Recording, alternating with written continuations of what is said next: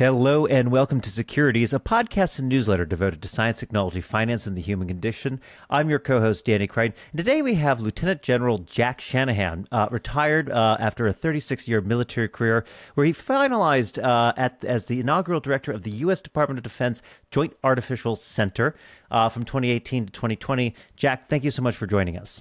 Thank you, Danny. I'm really happy to be here with you and Josh for this conversation. Absolutely. And we also have joining us, also from New York, Josh Wolfe, founder and managing partner of Lux Capital. Josh, welcome as well. Great to be with everybody. Jack, I think it was on the tail end of a whirlwind tour to Southeast Asia, care of Tony Thomas T2, who's since become a venture partner here at Lux.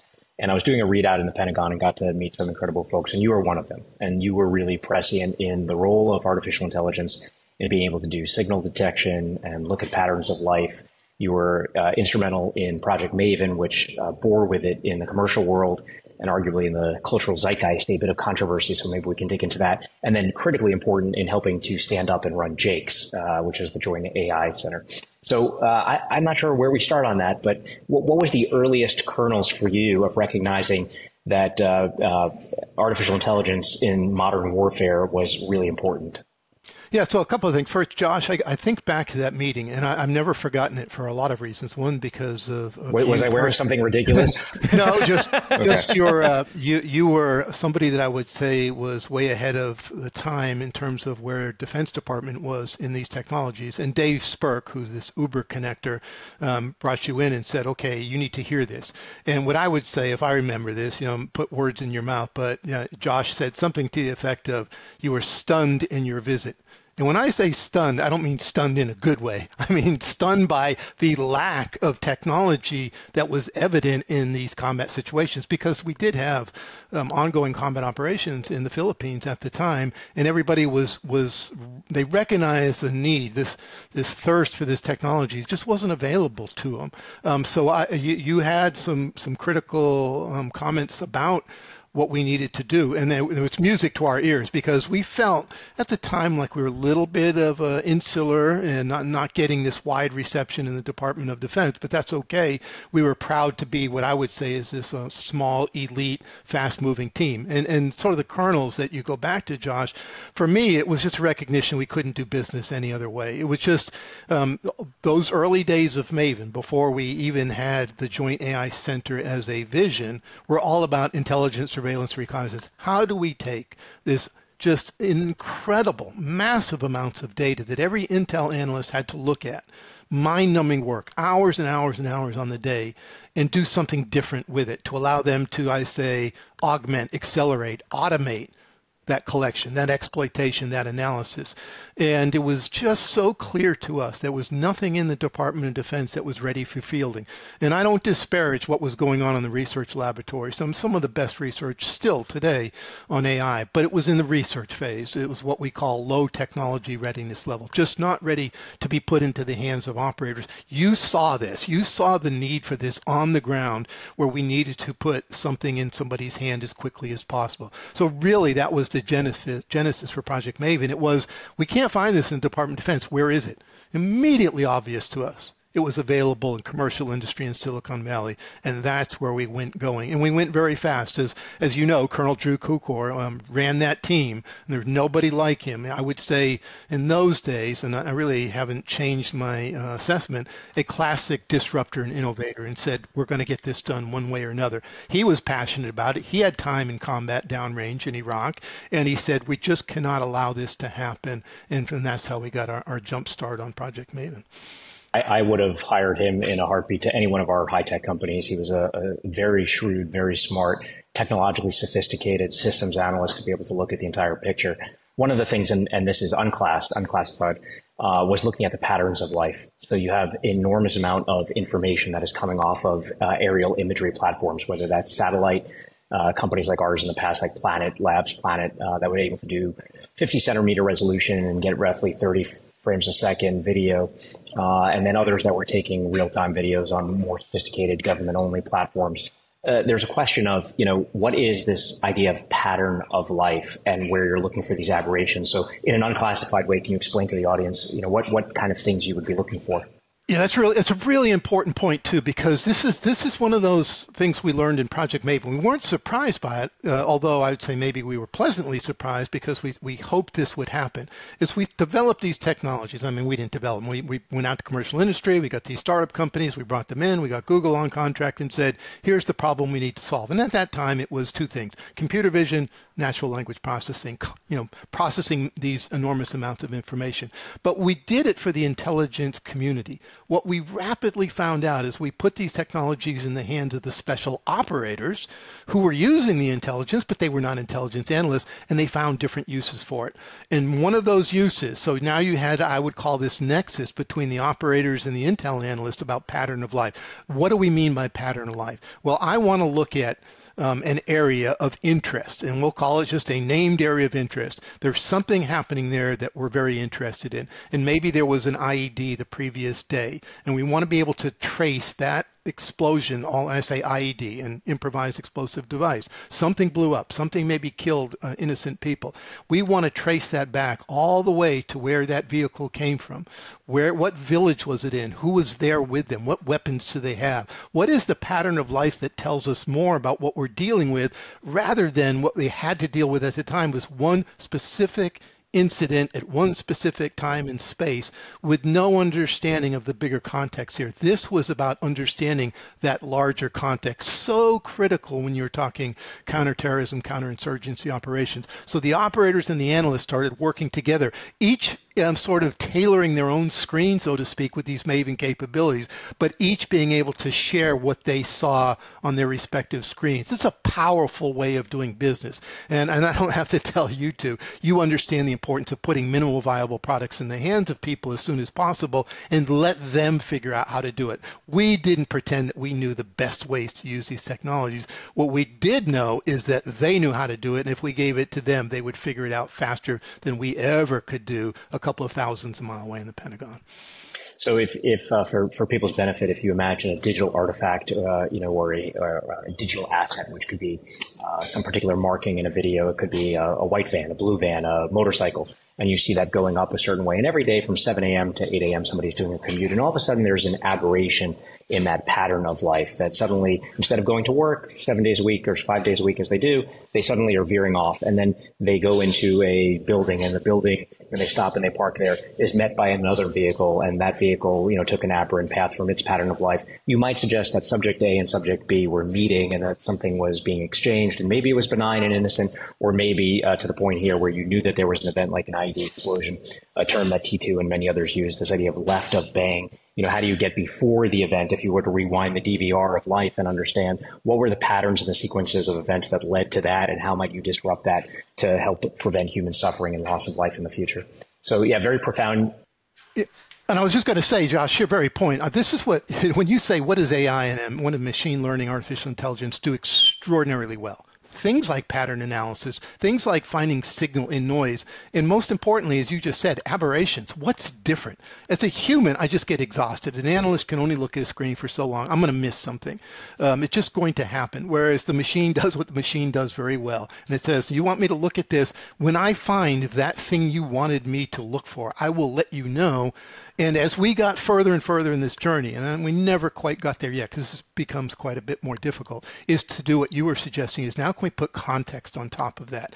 And even more than that, can we get to this idea of reasoning? Who's doing what for what reasons and where? This is where you say left of bang. I want to take this as far back as who's funding these people? Where are their weapons coming from? What is Pakistan's involvement in this? And back and back and back.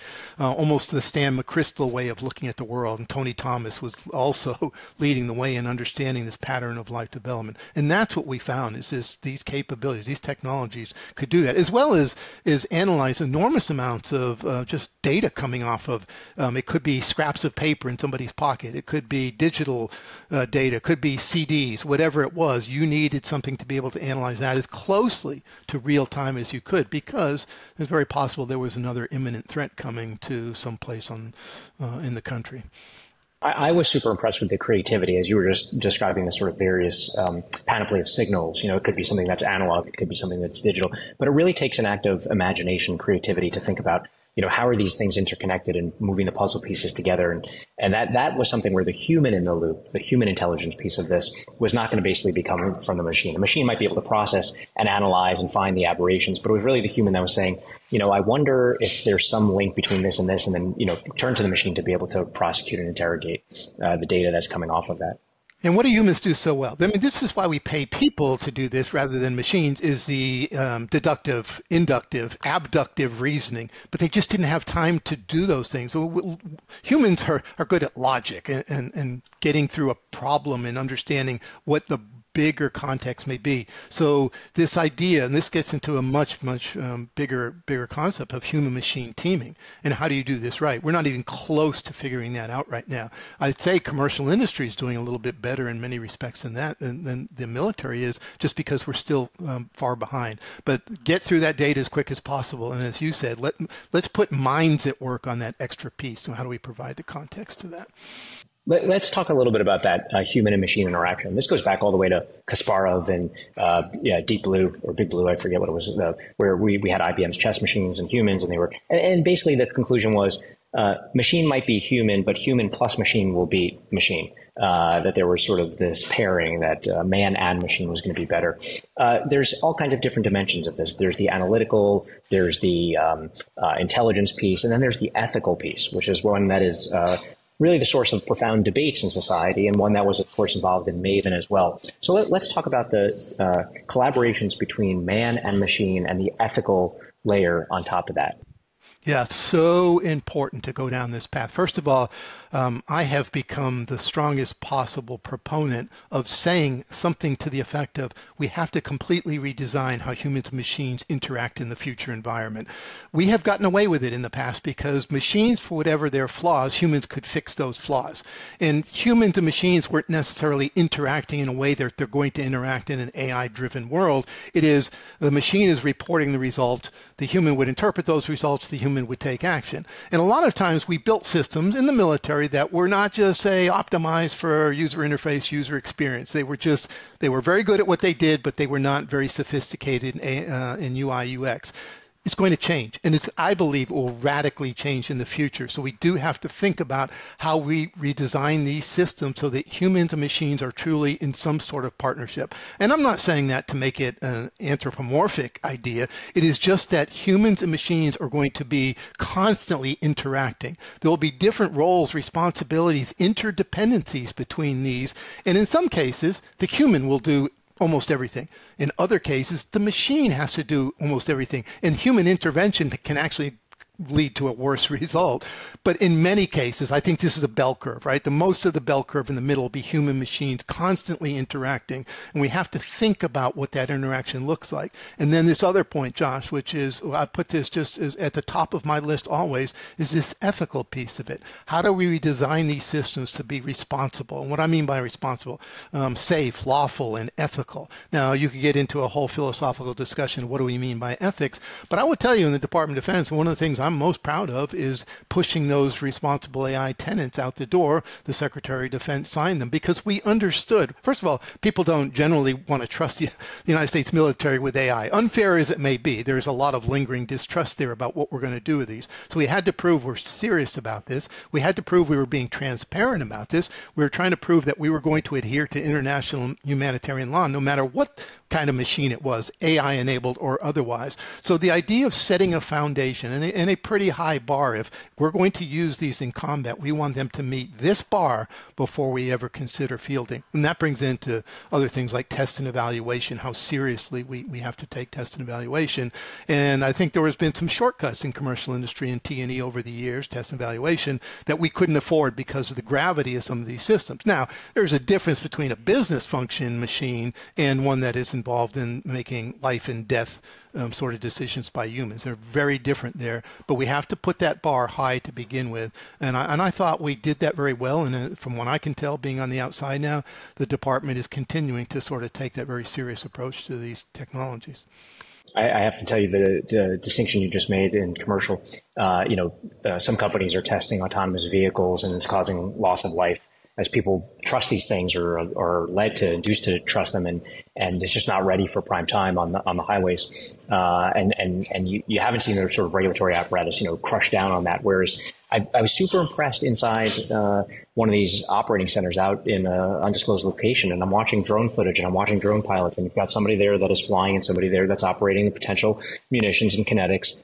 And there's these 2-3 other people on top of them. And I'm like, are those engineers? Are they visual? No, they were lawyers.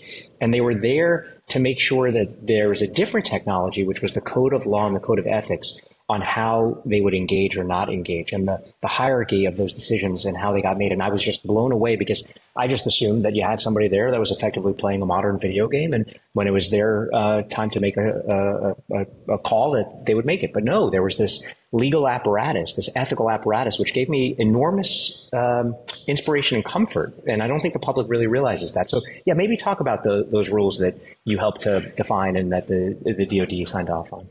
Yeah, and the audience, of course, can't see me because I was nodding my head, because I knew exactly who you were going to say. They're lawyers, and nobody understands the role that these lawyers play. And the lawyer's role goes far back in the development of a system. And I've been involved in a couple of different projects writing about this in terms of, for these AI-enabled systems, lawyers, just like they'll be on the floor of operations, helping commanders make those final decisions about whether to launch a weapon or should not launch a weapon, they'll also be involved in the design phase and the development phase and the testing phase. Now, it won't necessarily be a heavy thumbprint during those phases, but somebody has to have some degree of oversight about what these systems are going to do, how they're going to operate. There are many, many similarities between an AI-enabled system and other systems, but there are some crucial, and I would say fundamental differences, especially when you start looking at a future of sort of online learning systems. I mean, still fairly deterministic today, other than sort of behavior under stochastic conditions. You may get some weird results, but still, for the most part, largely deterministic results with some of these machine learning systems. But we're going to get to a future where it's going to be more than that. So we have to take these into account from the very beginning. And just to take a long story very short, the Defense Innovation Board, who had been our mentors from the very beginning, who had been very critical of the department for not recognizing the revolution in AI and ML that was happening in commercial industry, got us going, helped us get moving with Maven, and sort of right by our side and helping us out. But they did an 18-month project to say what should be the principles of responsible artificial intelligence. They came up with 5. They turned them over to us. We didn't do a whole lot to change them. Just we made them a little bit more military operational specific, turned them to the Secretary of Defense, and at the time, he signed them. And they're 5: responsible, equitable, traceable, governable, reliable. If I remember right, I've never forgotten them. And they've gone a step further since I retired to take those. And as I always used to say when I was interviewed about this, as hard as it was to get to those 5 principles, it was easy compared to how to actually implement them. And we started working on that. We started looking at how do we put contract language in to say, I can't hold you accountable in your contract, but what we'd like to do is say, can you get us to the governable principle? How would you do that? What about reliable? What about accountability? And so we were in this sort of iterative process that continues to this day. And this is where those of us who have been in the military a long time, like as you said earlier, Josh, 36 years for me, seems to be a pretty deep divide at times about those who have never seen the military operate and those who have. And Josh, you saw it on the operations floor. There is someone will be held accountable when things go awry in a battlefield or a battle space. Could be in cyberspace, could be in space above us. Someone will be held responsible and accountable. A lot of people seem not to trust the military and believe that will happen. Say, well, the machine did it. Are you going to sue the software maker, developer? No, of course not. Commanders get held accountable. Have we always done that perfectly in the United States military? No, but that's a separate problem of holding people accountable. We will not have this idea of a responsibility gap where machines get a break because they're AI driven and no human would know how those operate. That's unacceptable for us, especially in this area of life and death decision making. Humans make those decisions. Machines do not make those decisions. And when something goes wrong, somebody's going to be held accountable. And that's the way it should be. Extremely, and profound ethical position, one that I don't think the public appreciated. And I don't think that they appreciated it definitely at the time of the controversy within Google, let's say around Project Maven. If you could talk about that, if you were there and sort of were witnessing some of the debates, we want protest, we want public debate. That was an interesting situation where a U.S. company was really, in a sense, overrun or overruled by its employees to say, we don't want to work on this thing because we believe it's unethical. And Microsoft and other people sort of took a different stance to say, no, like, we have a duty to help reduce human suffering and serve our government, because that's what allows us as a company here in the United States and our free capital markets to exist. What was it like inside the Pentagon around the time of those debates, and how were they being shaped? And is there something that you would have in hindsight done differently to shape that public debate, or do you think that it sort of all worked out in the end?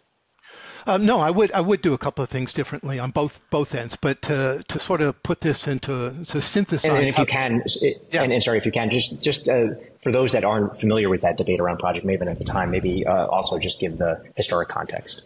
Yeah, that's what I wanted to do. So when we started Project Maven, as I said, we had about 4 companies, startup companies on contract pretty quickly. But then, people were really surprised that Google ended up on contract with us. Like, whoa, people were a little dismissive of this little Maven thing. They're hearing about it, and then all of a sudden we got this biggest company in the United States in tech on contract with us. And the reason we wanted Google, the reason we needed Google, is because of a wicked problem set we were dealing with. This is this particular sensor that went on one of these unmanned area vehicles, commonly known as a drone. Basically, this thing could park over an entire city and look at the entire city 24/7. No analyst on the face of the planet could be able to analyze that information. Just couldn't do it. Honestly, was this what people were referring to as the Gorgon sensor? Yes, sort of Gorgon Stare, MQ-9 Gorgon Stare. Very specific sensor, and this is an important distinction here. That sensor, when it was on a drone, there were no weapons on that drone. It was just an intelligence, surveillance, reconnaissance sensor.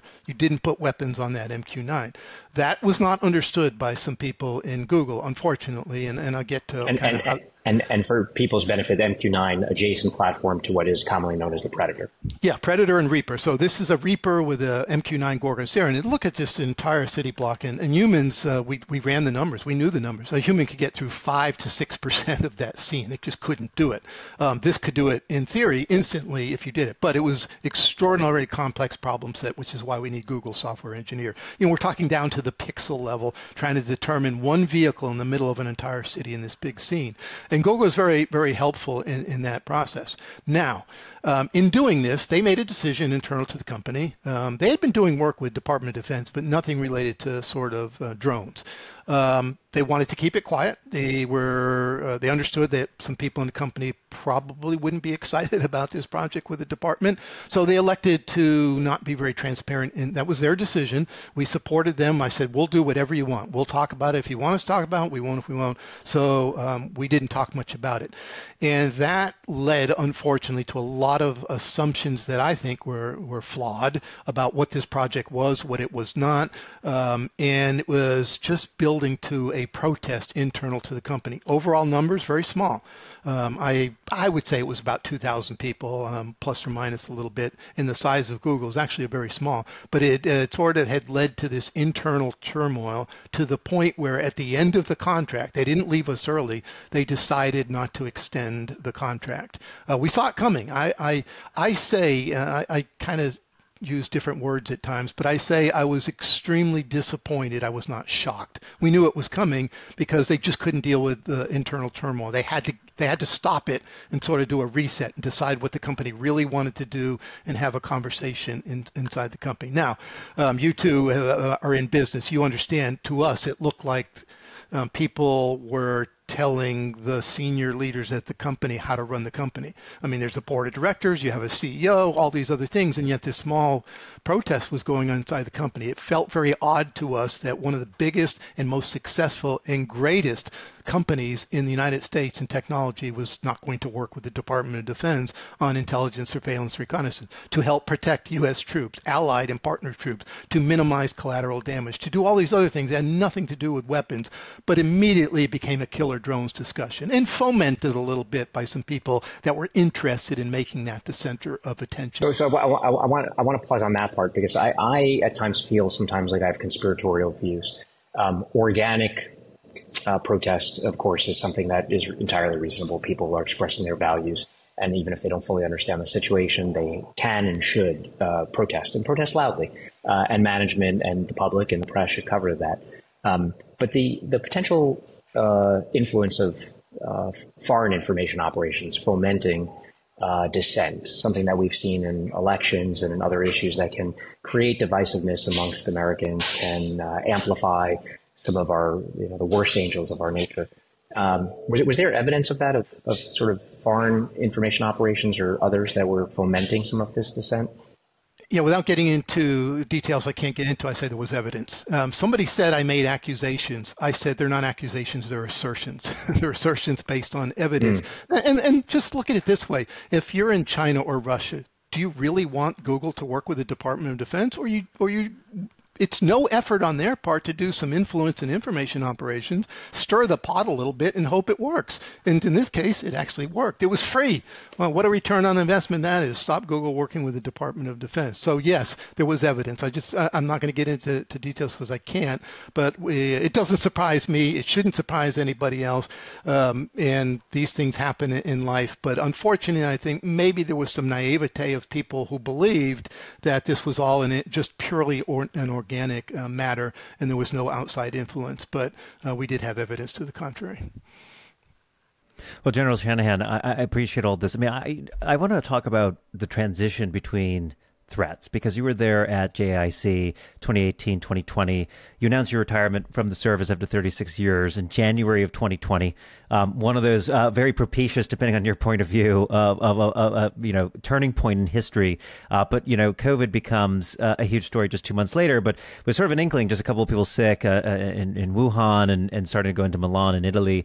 But and I think about when you were there, counterinsurgency, Afghanistan, Pakistan, tracking the movements and social networks across these groups. And we pivot 2 years forward, and we're talking about East Asia, we're talking about new threats, nation-state actors. You accelerate into the Ukraine, Russia in the last couple of years. It feels like the entire battlefield has shifted. We've had totally different domains, totally different threat environment. And yet artificial intelligence to me seems like the fundamental across all that. So I'm curious, sort of as the inaugural director, you sort of set this place up. How much has that world changed because of the different threats versus how much was sort of continuity between the two? Yeah, I would like to say and claim that we saw this coming, but we had to focus on the Middle East first. And people say, well, why didn't you just start with China? Well, first of all, that's where we did not have people on the ground dying. And two, we didn't have full motion video of battlefields in the Middle East like we had in the Middle East. We didn't have that in China. We didn't have North Korea. So it was a matter of where is the data and where is the operational imperative. But we knew it was coming. I was talking about this at the time. There's something else we've got to get ready for, and that is a peer competitor, and it will surprise us, the magnitude of this. But it's interesting, Danny. So you mentioned COVID. I saw COVID almost as a bridge project, because right before I retired, about 6 months before, and COVID had just hit in January of 2020, and we came up with a project called Project Salus, and I was so proud of our team. We're still very young in forming and trying to hire people and get a budget and do those other things you have to do as a startup, and all of a sudden we kind of went into lockdown mode. But we had a team of people that said, you know what, Northern Command, which is our big command out in Colorado that's responsible for the sort of homeland defense and other things, and then the National Guard, who of course is involved in the state matters every day and helping governors control pandemics and disaster relief, needed help. And we formed a project called Project Salus to do just that. And it was really, if I look at it in economic terms, it was a supply and demand problem. You whether it was foodstuffs or vaccines or something else, you have some surplus over here, you have demand over here. How do you make that work? And we had access to incredible amounts of data, including a CEO of a company I won't name. It's one of the biggest in the company. He said, you want our data? You got it. Just do it. And so everybody just came together and said, we're going to go after this. We made a lot of progress with that. But at the same time, it was like we're watching with one eye COVID, with this other eye that rapidly became our whole body turning in the other direction and say, but we have got to focus on what's happening in two different places, the Indo-Pacific, and then, of course, what's happening now, Ukraine and Russia. And what you said, I could not agree more that the common thread across all of this will be AI, ML, and other technologies, and quantum at some point, and other things.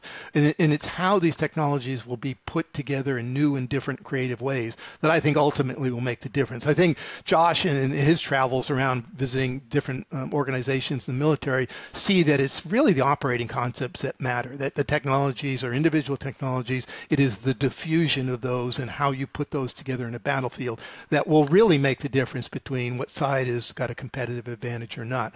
And the good news is, again, I don't have the details because I'm not privy to the classified, but I know that Project Maven is being used very successfully in support of Ukrainian operations right now, because that's what we always expected. This is going to be a data-driven fight. You've got this weird juxtaposition of trench warfare that looks like World War I with bleeding-edge drone technology that at some point will have more AI on it. And so how do you make all that work together? Well, one of the ways you do that is bring in a lot more technology in the form of AI and ML. So the world is changing, and the Department of Defense recognizes the change. They still have a lot of work to do to accelerate it. And when you talk about, accelerating and continuing on that change, I mean, obviously you were at the vanguard building out this center, trying to connect the dots across the different services, the combatant commands, where everyone's sort of on their own budgets, own purposes and missions. You were trying to connect the dots and say, look, artificial intelligence doesn't matter if you're in the Middle East, doesn't matter if you're in China, the techniques are the same, the scientists, the research, the products oftentimes can overlap. Do you think the Pentagon has gotten better about thinking about AI as a sort of fungible resource, fungible products that can be used in different contexts, or is it still a struggle to sort of get AI into the loop? It's still a little bit of a struggle with signs of optimism. And I know I mentioned Dave Spurk's name a little bit earlier. Dave was the first chief data officer of the department, and he wrote and got published a DoD data strategy. That, to me, is sort of the starting point. You've got to have a data vision and a data strategy. Too many times the department has tried to jump into AI ML without understanding what's going on beneath the hood or underneath the hood. If I were to say what worries me most about the Defense Department and many other places in the federal government is this idea of the underlying infrastructure and architecture was built in a hardware age and an industrial age. It needs to be digital modernized for an information age and a software-driven age. And my former CTO at the Jake, the first CTO I had, Nam Mulchandani, a commercial industry guy, came from cybersecurity in Silicon Valley. He's now the CIA's first CTO, interestingly enough. And he wrote a report. We co-wrote it, but he really wrote it and I edited it on this idea of software-defined warfare. And our point is, if you're in commercial industry, you read this and say, what do you mean the department doesn't already do this? You're shocked by the fact that right. There are not software best practices other than in these little pockets maybe around the department, but you've got to get the underlying infrastructure right, which includes, of course, the data piece, and then you can actually start moving much faster. You can get away with doing the AI ML in what I call boutique pilot projects. They just don't scale. This is what industry has learned so many times, so much faster than the department has, this idea of not just speed. Department's getting a little bit better at speed, but they've got to get much better at scale. Now, is it easier for an Amazon or Microsoft or Google, who are born as digital companies, and the more data they get, the better they are, and the more powerful those algorithms become? Of course, the department has to accelerate that part of it. Everybody wants to do AI ML, but nobody's quite willing to make the investments underneath to say there's only one way to do this, and then we got to fix how we're doing things beneath the hood. Well, I think particularly in the commercial, please, guys. Oh, sorry. I had one quick question. When I was amazed, I think it was in the Philippines. You've got the Chinese 50-cent army. People are basically paid 50 cents for every tweet and piece of information, propaganda that they're putting out there to advance some of the interests of the Chinese Communist Party. We had, I think, one woman, in her mid-50s in Central Florida or South Florida or Tampa, basically putting out tweets, and it had to say on the bottom of it, this was approved by the State Department, basically voiding of all efficacy. So we're fighting, in a sense, an asymmetric bureaucratic warfare against an asymmetric digital army that is putting out propaganda. What is your take on this information space and where AI and ML are going to play a role in that? Well, I tell you, Josh, I couldn't agree more with how you just said that. I do have a background in this. At one point, as a one-star general, I was in charge of information operations for the Department of Defense on the Joint Staff. It's kind of a special organization within the Joint Staff. And I had a huge portfolio of all sorts of strange and crazy things, including this thing I was handed in 2011 called cyber, and go, okay, what the hell is this? But that's a different story. If I'm not mistaken, I think it was a half joke, but one of the doors in one of these areas was like the dangerous ideas room. Yeah, that's right. And we spent a lot of time thinking about influence and information operations. What there are some of the sort of leading thinkers on this, to include, by the way, in the Chinese on the PLA, People Liberation Army, and this idea of the cognitive domain. I don't look at it as a domain necessarily, but we're really targeting people still. And so this idea of we are in an asymmetric fight, we do have our hands tied behind our back when it comes to influence and information operations. The idea of having to go up 7 layers to get approval to send a tweet, as absurd as it sounds, has truth to it. As you know from your experience there, we have got to move at the speed of relevance. And if that means you're going to accept a higher degree of risk sometimes, I say so be it. Why? Because there's a temporal dimension to this. You'll move on, right? Just like in social media world, 24 hours later is a different conversation. So you've got to be willing to take a little bit higher risk. I think what you saw is probably an appetite at the lowest tactical level saying, please let us do this. We know what we're doing at this level. We know our adversary. We know what they're doing. I want to react to them right now. I don't want to wait 72 hours because it's too late at that point. They're on to a different game and a different message, and they're going to succeed because they're always going to do it faster than we can do it. So I would like to believe that despite its fits and starts over the past probably 5 to 8 years, the Global Engagement Center at State understands the problem. Can they move necessarily fast enough to get away with this? And this is, again, back to almost a Maven analogy. People start conflating the idea of influence operations in the United States with what we're trying to do overseas. We stayed away from anything having to do with the American public. It was verboten. We just would never go there. But by God, if we're slowing down in what we're trying to do overseas, we're just going to lose, because these technologies, you can guess that China and Russia are adopting AI and ML for information purposes. We've seen that in election interference. We're going to see it in spades in 2024. We've got to be prepared for it, and we have to move as fast. Now, there are all other things that are germane to that conversation as well. As we need people who understand cultural context and understand the sophistication with these messages. We don't want to do just sort of dumb messaging just because we can. You get that wrong, and we're in trouble. So as I used to say, we're better off doing no information operations than bad information operations. But with these technologies, we have a chance to do very good and very sophisticated and very quick operations, and we should be moving a lot faster. I'm watching something of geopolitical importance today, which is our reliance on semiconductors, of course, and the world's reliance on semiconductors in Taiwan, and that being a key reason for its import in contested industrial space. We're standing up a TSMC. We are standing up a fab in Arizona. And I'm watching as the protests are starting to begin between the labor unions there on the ground and TSMC, and some of the rhetoric that is being created externally about racism and how American workers are lazy. And I'm just looking at this and being like, I mean, this is just such an easy vector. It's such an easy vector to exploit the emotions of people and get them riled up and suddenly get this thing that is important for U.S. domestic production of semiconductors to get slowed down and grinded to a halt in the gears of, human animus. And we do need that domestic defensive capability against those external operations. But I do note your point that DoD is not focused on that today. Yeah, and was it the CEO of TSMC said, look, I am all in favor of putting a plant there in Arizona, but you're in the United States and you have some issues you're going to have to work through. They have to do everything, as you just said, sort of the union aspect of it. Where do I get the water from? Which is, these things really require one hell of a lot of water.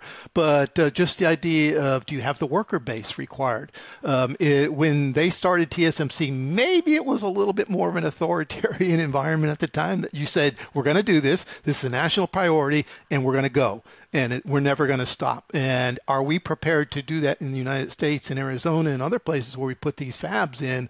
I don't know yet. But we can't afford the delay of, I don't even want to be dismissive of the red cockaded woodpecker, but we're going to run into those sort of issues, like you can't move any further until you've dealt with this individual concern. Okay, but deal with it. You've got to keep moving, or we're going to be in trouble. I know we only have a couple minutes left. I want to close this out because we're up into 2023. We're just talking about foreign operations, and obviously there's a new set of enabling technologies around generative AI. We suddenly have the ability to not just create authentic sounding messages, but we can do it at scale. And when we talk about scale, we're talking millions of messages customized by person potentially. We can ingest millions of data points about individual voters or individual people. We can custom write those scripts back to you. General Shanahan, I know you've commented a little bit on the implication of this. And so just as we close out on sort of the current threat environment and the technologies that are here, how do you see generative AI playing a role in all this from your perspective? Yeah, your point is one I will emphasize, was the idea of micro-targeting. We're already seeing signs of it. I think it's going to get even more lucrative for the adversary to do it, because I have so much information about you individually.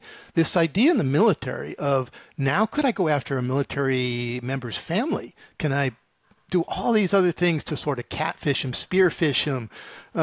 Yes, you can. Now, is it going to be productive to do that? I don't know yet, but we're not prepared for that. This is a conversation we have to get very serious about, because it's going to accelerate.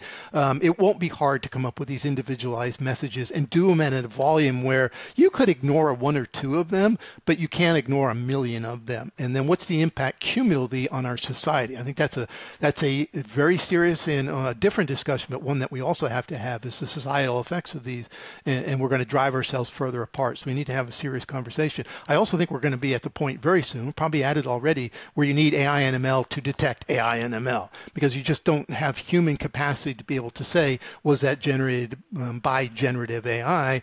You're going to need generative AI to do that in the sort of classic, generative adversarial network approach to doing business. You're going to have to do that. So it will be sort of this continuous, like it always has been, cat and mouse game of one side gets better, the other side gets better detection, and so on and so forth. But we have to be ready for it, and we're not ready for it right now. I do have my reservations about generative AI, but I also am a incurable optimist about the potential for these to do everything from intelligence analysis to force planning to looking at how we fight against this particular adversary based on the people that are involved in that battle or whatever. So it has enormous potential. It needs a lot of work still, and I was happy to see that Craig Martell, the director of the CDAO, the Chief Digital and AI Office in the Pentagon, has just agreed to stand up a generative AI task force, which is called Task Force Lima. And it can't just be about how we use these for sort of battle space purposes or back office functions, which probably have more immediate impact on back office than anything else, but it's also about this information and influence things that we have to be concerned about. It's coming fast at us, and it is a tsunami, and we're not quite as ready as we need to be for it yet. I'm optimistic as well. But with that, General Shanahan, thank you so much for joining us. Josh, thank you for joining as well. Thank you, Danny. Thank you, Josh. Really pleasure to talk with you. Thank you.